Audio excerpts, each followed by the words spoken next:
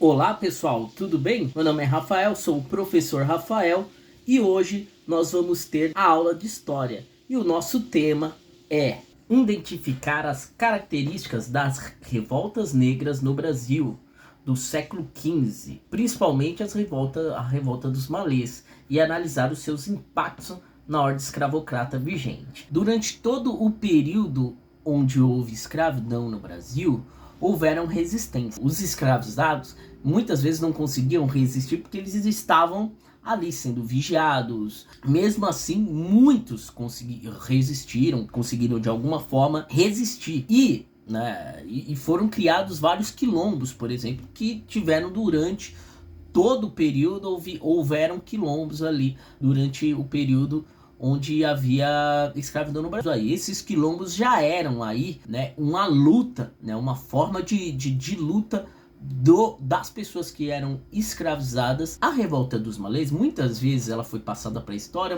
como mais uma revolta ali do período regencial, que é ali o período mais ou menos mas ela é muito diferente das outras, porque ela é uma revolta negra, e as outras revoltas, a maior parte, são por questões econômicas, ou uma revolta das elites, né? Elas tinham propósitos comerciais, e enquanto a revolta dos malês, ela é muito ímpar, porque ela é uma revolta dos escravos, é uma revolta libertária, uma revolta muçulmana, então religiosa. A revolta dos malês. Cidade de Salvador, naquela época, a cidade tinha 60 mil habitantes. Para a época era bastante gente, né?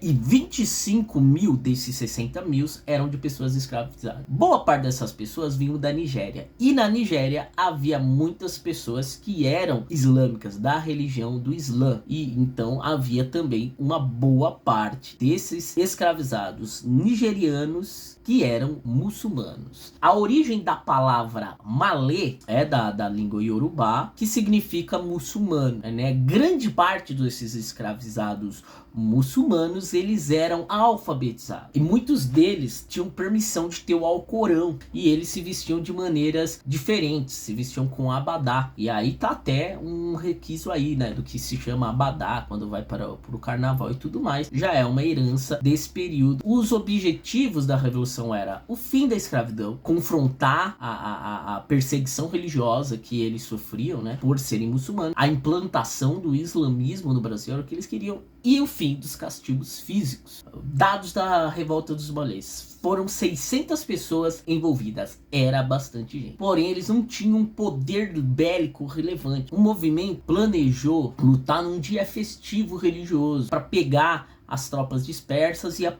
população ali dispersa, né? Era o dia de Nossa Senhora da Guia, então haveria ali missas e festas ali na Igreja do Bonfim. Os principais líderes do movimento era Pacífico Lusitã e Mayulama Aruna. Porém, todo esse plano foi delatado. Não há uma fonte histórica que diga quem foi o ditador ou se foi só um, né? Mas os nomes que as fontes pegam é de Domingos Fortunato e Guilhermina de Souza. Durante a noite, quando eles perceberam, né, eles foram delatados, eles estavam reunidos no porão de uma casa, né? Ao perceberem que eles tinham sido descobertos, eles conseguiram sair da casa armados com o que eles podiam ter. Como nós falamos, não havia um poder bélico significativo, e deflagraram ali às pressas a tentativa da revolta, né, que não durou muito tempo, né? Como a polícia já havia sido avisada, ela já estava preparada. Foram mais de 80 pessoas presas, né, que eram ligadas às lideranças. 70 pessoas foram mortas, 4 pessoas foram condenadas à morte, muitas pessoas foram deportadas ou para outros lugares do Brasil, né, e alguns para a África, né? Então foram deportadas algumas pessoas. O Pacífico Lusitã, ele foi condenado a 1.200 chibatadas. E essa é a última fonte que nós temos sobre ele até agora, né? Não se sabe se ele sobreviveu a essas 1.200 chibatadas, que sabe que não eram dadas no mesmo dia. Então eles, vamos dizer que parcelavam essas chibatadas, no máximo 50 chibatadas por dia, né? Porque pessoas não aguentavam, 50 já era muito, mas provavelmente ele não deve ter resistido a esse castigo, tá? Basicamente ele foi condenado à morte. Bem, galera, o que nós percebemos aí, né? É muito importante a gente entender a pluralidade da África, né? Há inúmeras religiões na África e o islamismo é uma delas. E como foi trago para o Brasil tantas culturas, né? Como o Islã, o islamismo e várias culturas africanas, né? E que não foram respeitadas pela colonização brasileira. Né? A revolta dos malês, ela dura aí menos de 6 horas, né?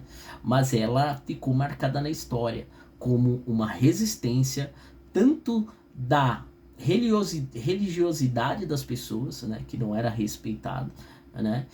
Nada era respeitado do escravizado, tanto contra a escravização das pessoas, né? Então, pessoal, finalizando tudo aí, vamos fazer essa atividade que eu tô deixando aqui pra gente, né? Vocês vão debater aí em grupo sobre a resistência negra no Brasil e a importância para a história estudar isso e para as pessoas, né, saberem disso, né? Que não foi simplesmente uma dominação, sempre houve resistência.